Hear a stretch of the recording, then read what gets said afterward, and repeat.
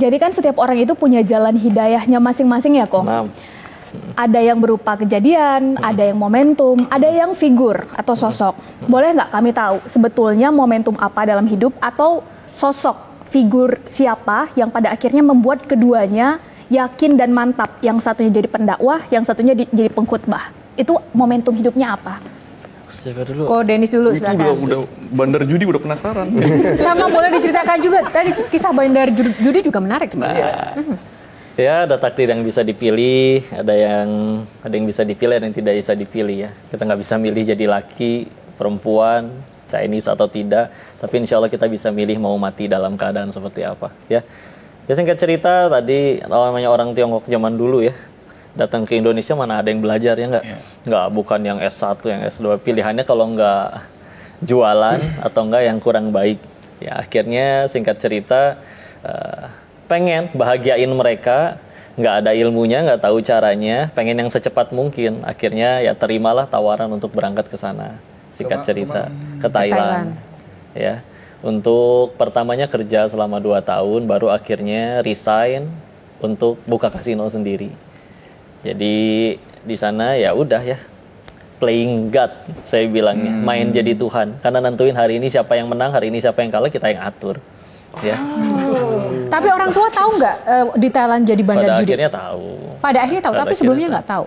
Gimana responnya ketika akhirnya tahu? Kata Nabi itu ciri dosa 2 ya. 1 membuat gelisah, 2 tidak ingin diketahui orang lain. Maka kalau kita nggak pengen ngasih tahu sesuatu, makanya yang selingkuh, makanya yang para maling di negeri ini nggak ada yang jujur kan.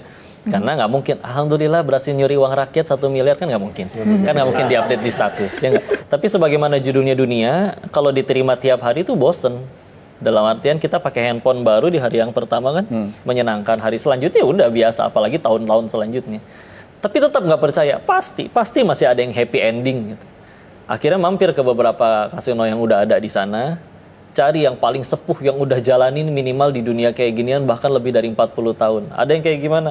Oh, yang ini pendirinya kemana? Kan masih di penjara, dikhianatin anak buahnya. Yang ini pendirinya kemana? Ya kan agak gila, anak-anak dan istrinya lari sama laki lain. Jadi si akal yang dibanggakan ini nggak tahu nih mesti ngapain kalau berhenti. Lagi takut-takutnya sama masalah rezeki dan masa depan, masih di kasino. Udah gitu yang lain dengan urusan perjudiannya. Bosen lah, namanya orang bosen lihat handphone, masuk ke YouTube, belum masukin keyword apa-apa, udah ada rekomendasinya. Waktu itu memang kelihatan adalah videonya Agim, cuman beberapa menit. Yang lagi takut masalah rezeki, masuk tonton video ini. Beliau bercerita tentang waktu kita masih janin, udah perlu rezeki. Sholat nggak bisa, makan sholat nggak bisa, kerja nggak bisa. Tapi ibu kita makan sate, pecel, jengkol, pete dan segala macam diolah. Tubuh ngerti mana yang vitamin, mana yang ampas harus dibuang, dialirin ada yang ke ibunya, ada yang ke si janin. Pertanyaannya, itu janin yang nyari rezeki atau rezeki yang datengin janinnya? Rezeki yang datengin janinnya. Terus kamu udah gede, hey, bisa kerja, bisa sholat, bisa minta, bisa sujud minta pada Tuhanmu, segitu ragunya sama Allah. Si akal yang dibangga-banggakan kayak, ih aslinya saya teh bodoh ya, masa kayak gitu aja nggak kepikiran. Tutup YouTube-nya, pesan tiket, pulang, nyantri. Keren, luar biasa sekali, alhamdulillah. Nah kalau Ko Brian, siapa? Apakah ada momentum atau sosok yang kemudian tiba-tiba muncul, menginspirasi?